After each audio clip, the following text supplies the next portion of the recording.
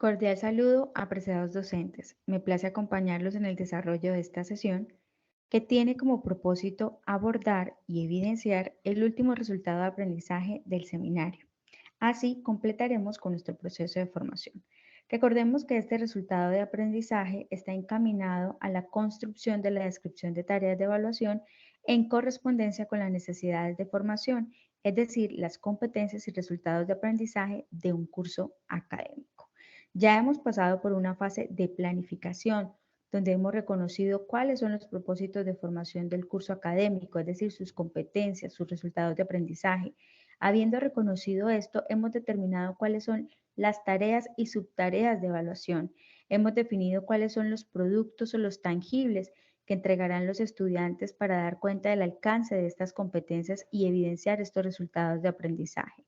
Ahora llega el momento también de definir esos criterios de evaluación de estos productos y actuaciones, pero también determinar cuáles serán los instrumentos de evaluación con los que evaluaremos y calificaremos estos productos, es decir, estas tareas y estas subtareas. Y habremos entonces definido todo el sistema de calificación.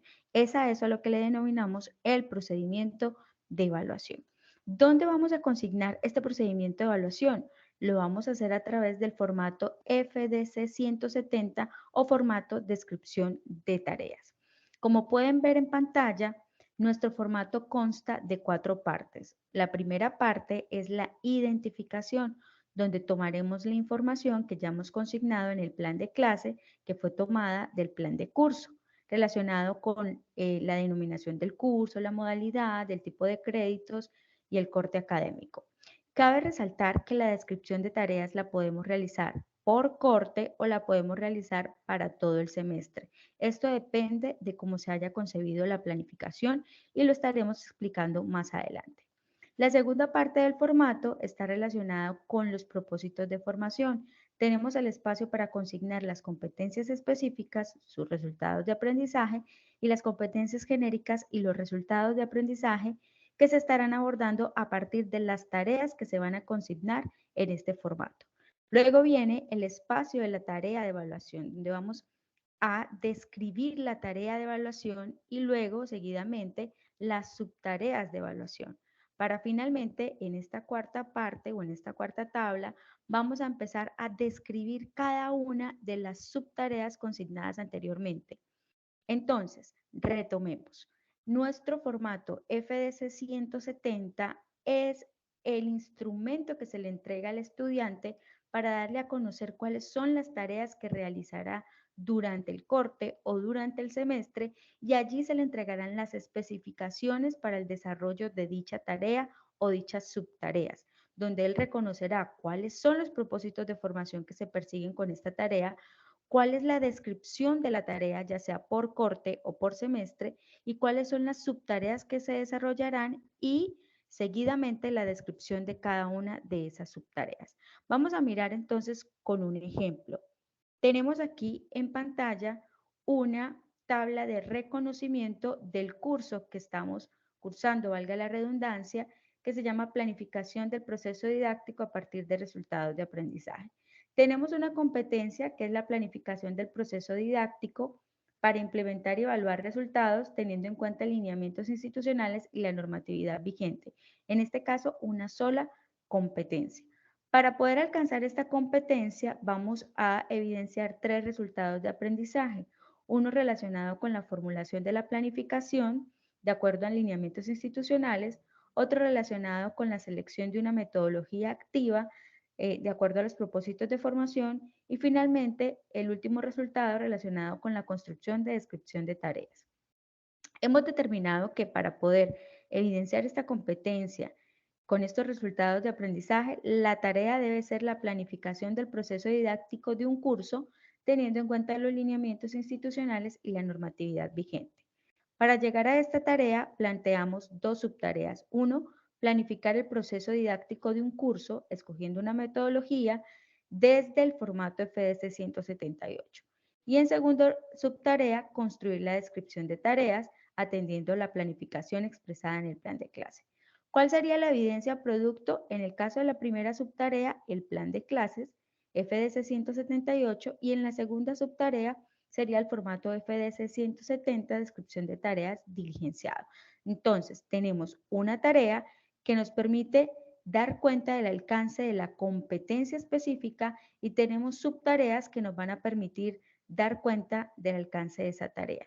Cada una de esas subtareas tiene una evidencia o producto, es decir, un tangible que entregará el estudiante. ¿Cómo vamos a pasar esta información a la descripción de tareas? Lo primero tiene que ver o estar relacionado con la identificación. Voy a tomar la información que está aquí en la identificación y la voy a trasladar a este espacio de la descripción de tareas, esta primera parte, donde damos cuenta del nombre del curso, de la modalidad, de los créditos, etc. Ahora, viene una segunda parte que está relacionada con las competencias y con los resultados de aprendizaje. Entonces, ¿qué es lo que debemos hacer? Debemos determinar si nuestra descripción de tareas va a ser por todo el semestre o si nuestra descripción de tareas va a ser por corte. En este ejemplo que les voy a brindar, vamos a hacer una sola descripción de tareas para todo el semestre. En ese sentido, lo que yo tomaría son las competencias que están aquí y los resultados de aprendizaje que están aquí que corresponden a todo el semestre y los relacionaría en este espacio. Es decir, trasladaría esta competencia específica a este lado, trasladaría estos resultados de aprendizaje a este lado y relacionaría las competencias genéricas y los resultados de aprendizaje que se persiguen durante todo el semestre. Ahora bien, ¿qué continuaría? Entonces, donde dice tareas de evaluación, voy a tomar la tarea como ya la he expresado en mi tabla de reconocimiento y la voy a trasladar a este espacio. En este caso, la tarea sería planificar el proceso didáctico de un curso académico de acuerdo con los lineamientos institucionales y la normatividad vigente. En el espacio de subtareas, entonces, trasladaría las subtareas a este espacio, donde enunciaría que para poder planificar el proceso didáctico de acuerdo a estos lineamientos es necesario realizar las siguientes subtareas. Y enumero subtarea 1, planificar el proceso didáctico de un curso académico de acuerdo a las especificaciones que aquí he mencionado. Subtarea 2, construir la descripción de tareas teniendo en cuenta también estas especificaciones. Y así ya he enunciado la tarea del semestre con las diferentes subtareas. Lo que continúa entonces es describir cada una de estas subtareas en una tabla a continuación. Para eso entonces en la siguiente tabla voy a enunciar subtarea 1, planificación del proceso didáctico. Y aquí donde dice productos o actuaciones, entonces relacionaría planificación del proceso didáctico. En la descripción de la tarea de evaluación pongo el título. ¿Cuál es el título? La planificación del proceso didáctico. En la descripción de la actividad empiezo a desglosar el paso a paso necesario para realizar esa tarea. En el caso de que se cuente con una guía, yo puedo aquí enunciar, leer la guía, desarrollar la guía o atender a los siguientes recursos y puedo poner los enlaces de los recursos necesarios para desarrollar la tarea.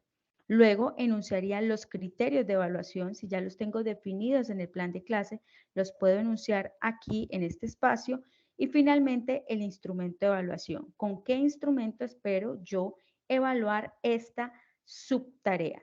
Yo puedo elegir una lista de cotejo, puedo elegir una rúbrica, puedo elegir el instrumento de evaluación que sea más adecuado y que considere todos estos criterios de evaluación. Y así copiaría y pegaría esta tabla por cada una de las subtareas y la desarrollaría. Es importante tener en cuenta que inmediatamente después de que se ha descrito la subtarea, tiene que ir el instrumento de evaluación. En ese sentido, el estudiante reconocerá cómo será evaluado, cuáles serán los criterios que se tendrán en cuenta para su evaluación y cuáles son los propósitos de formación que se persiguen.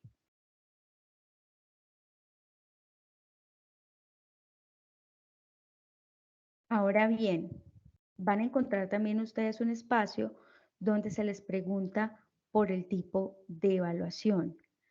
La evaluación se puede dar dependiendo de los agentes. Puede haber una autoevaluación, puede haber una coevaluación y puede haber una heteroevaluación. Dentro del proceso yo puedo considerar que el estudiante puede realizar una autoevaluación a partir del instrumento que yo le he compartido. puedo considerar que la evaluación también la pueden realizar entre pares o puedo determinar que simplemente la evaluación la realizaré yo como docente. Sin embargo, es importante tener en cuenta que la participación de estos actores facilitan la evaluación y hacen que sea un proceso integral y de mejora continua. Debemos tener en cuenta que los instrumentos de evaluación son importantes y relevantes para que podamos reconocer cómo valorar esas evidencias de aprendizaje y los estudiantes deben reconocer cómo serán evaluados. Dentro de los instrumentos de aprendizaje existen las listas de control, las escalas de estimación, las rúbricas, las escalas de diferencial semántico, las matrices de decisión y algunos tipos de instrumentos mixtos, es decir, que podemos mezclar todos estos ejemplos anteriormente nombrados. Sin embargo, es importante tener en cuenta que todo instrumento debe reflejar implícita o explícitamente los criterios e indicadores de evaluación, es decir, tienen que ser muy claros, las descripciones deben ser claros para que el estudiante sepa muy bien cómo será evaluado. Revisemos entonces cuáles pueden ser los tipos de instrumentos de evaluación de acuerdo a las técnicas. Si utilizamos técnicas tradicionales como la observación o la interrogación, generalmente los tipos pueden ser sistematizados o no sistematizados. Sistematizados como el sistema de categorías o diferencial semántico, las listas de control o listas de cotejo y las escalas estimativas.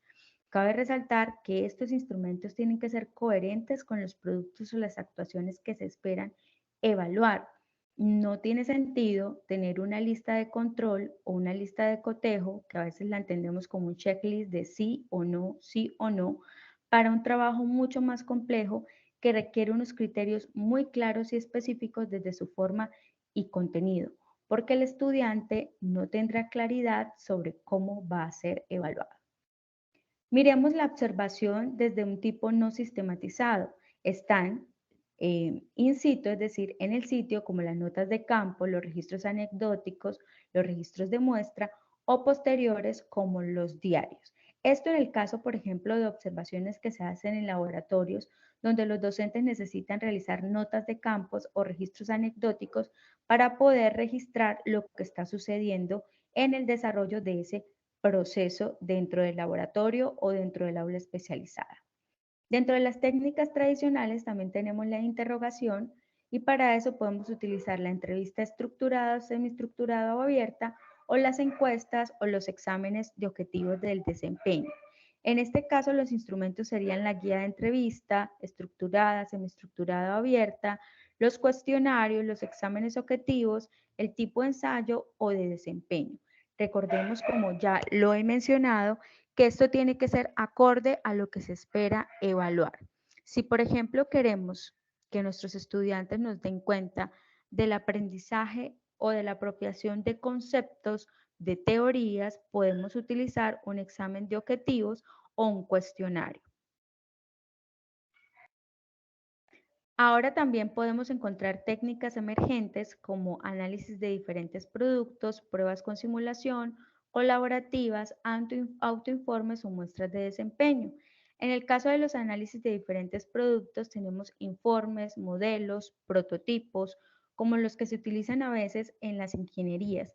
Para eso, el instrumento más apropiado sería un mapa de progreso, una matriz de valoración o rúbrica, una escala estimativa o un diferencial semántico. En las pruebas con simulación, que pueden ser individuales o colaborativas, tenemos también mapas de progreso, escalas o listas de cotejo. En las colaborativas, que se dan a través de grupos de discusión, se deben de marcar las pautas claras de criterios acordados, mapas de progreso, escalas o listas de cotejo. En los autoinformes o autoevaluaciones podemos tener una libre descripción o una descripción libre, técnicas de pensamiento en voz alta, es decir, recurrir a la oralidad o la historia de vida. Esto está más dado para lo subjetivo o está más dado para las ciencias humanas. En las muestras de desempeño, generalmente la técnica es el portafolio y lo más apropiado sería un instrumento relacionado con una guía para la elaboración de portafolios, un comentario o diferencial semántico. Si ustedes pueden darse cuenta, el instrumento que más se repite, más apropiado, más integral, es la rúbrica. Por eso siempre nuestra recomendación está relacionada con el uso de la rúbrica. Y aquí entonces quiero que hablemos acerca de la rúbrica, que es conocida también como una matriz de valoración, que facilita la evaluación del desempeño de los estudiantes, pues nos permite evaluar el grado de atributo de un cumplimiento o de un atributo a través de la descripción de los requisitos que permiten ubicarse en el nivel. Esto es que yo puedo delimitar los atributos que deseo evaluar y el nivel en el que el atributo se va adquiriendo desde un nivel más bajo a un nivel más alto, o puedo utilizar básicamente una escala de Likert.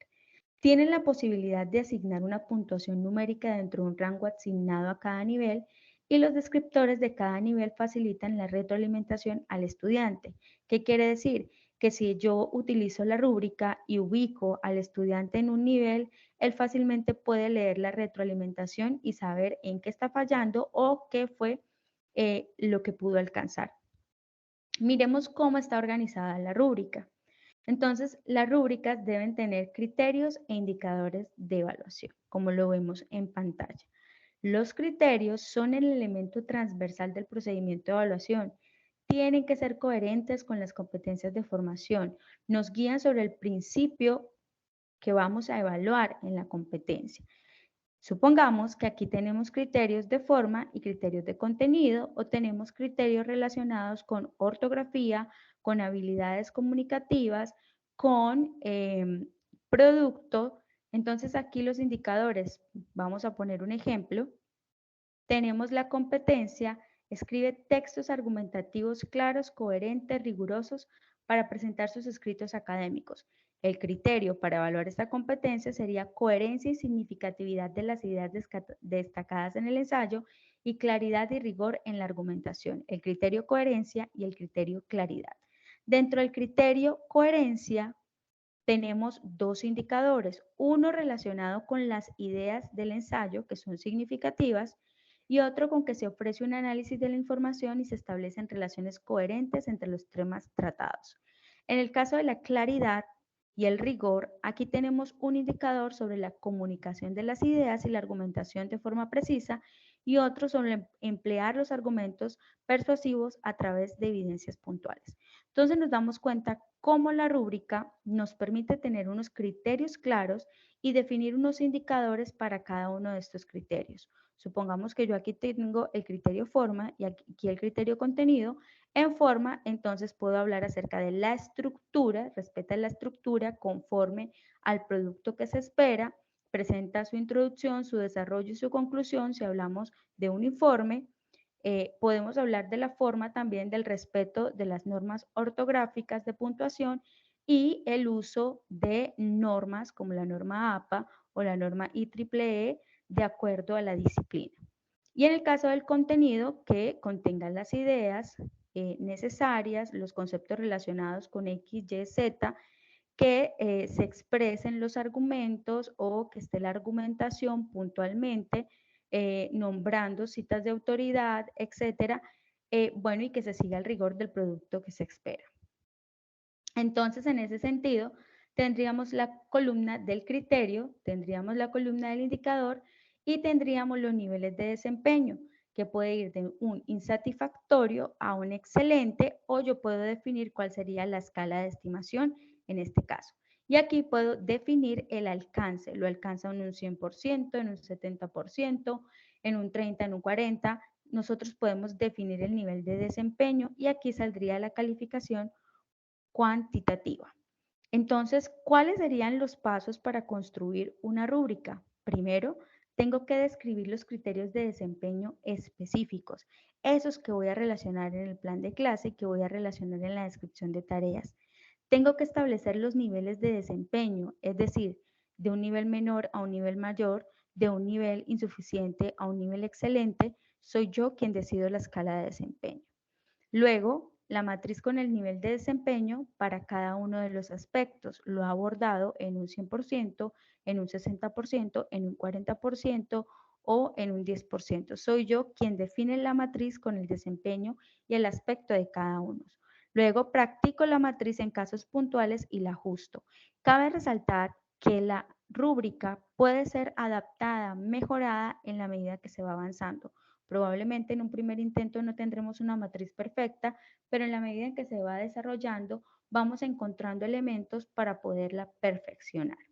También cabe resaltar que aquello que no esté consignado dentro del instrumento de evaluación no debe ser evaluado. Si he olvidado anexar algún criterio dentro del instrumento de evaluación, no debo evaluarlo al estudiante una vez que me encuentro con su producto o con su evidencia.